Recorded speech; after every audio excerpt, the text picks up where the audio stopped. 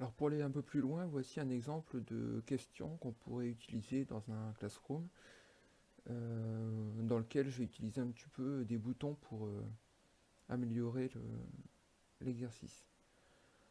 Donc on remarque ici que j'ai créé deux nombres A et B, qui sont en fait des nombres aléatoires compris entre moins 10 et 10, des nombres entiers, aussi bien pour A que pour B.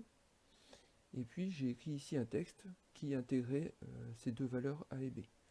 Donc pour voir la façon dont j'ai créé ce texte, on a les parenthèses, le plus, le égal et le point d'interrogation qui sont des valeurs fixées, et A et B sont les valeurs des variables A et B.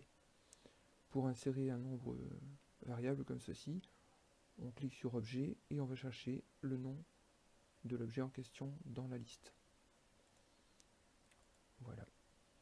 Ensuite, j'ai créé une variable n qui va recueillir la réponse. J'ai donc créé mon champ texte rattaché à cette variable n. Et ensuite, j'ai créé un bouton valider. Alors ce bouton valider, je rappelle, on le crée en cliquant ici sur cette icône.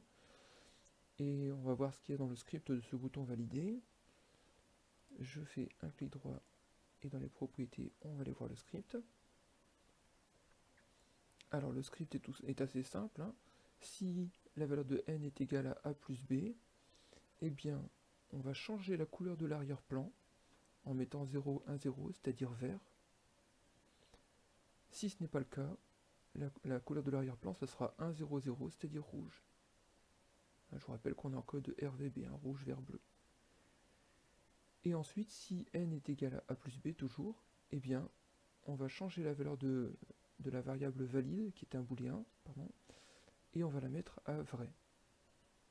Alors regardons un petit peu ce qui se passe. Si je mets comme réponse 0, évidemment je vais avoir faux.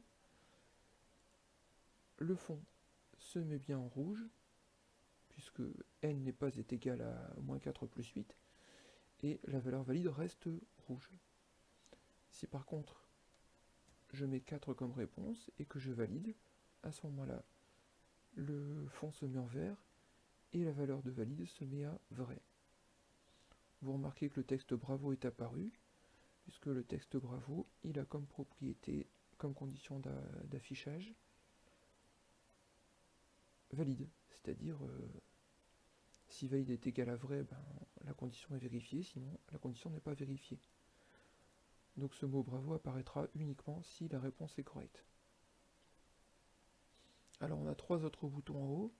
Le bouton à LED, qui va simplement faire changer la couleur du fond d'écran de l'arrière-plan pour que ça devienne d'une autre couleur, donc bleu, de façon à ce que très rapidement sur le classroom on voit que l'élève a besoin de notre intervention.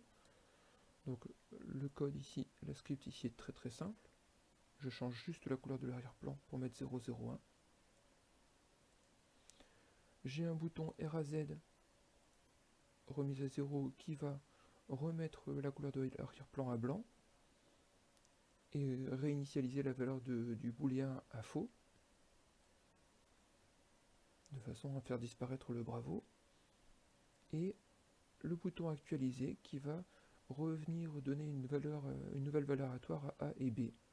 Pour ça, on utilise simplement la commande actualiser construction. Ainsi, si je clique sur ALED, rien ne change sauf la couleur de l'arrière-plan. Si je clique sur RAZ, eh bien je reviens avec un arrière-plan blanc et puis le bravo qui a disparu. Et si je demande d'actualiser, les valeurs de A et de B sont modifiées.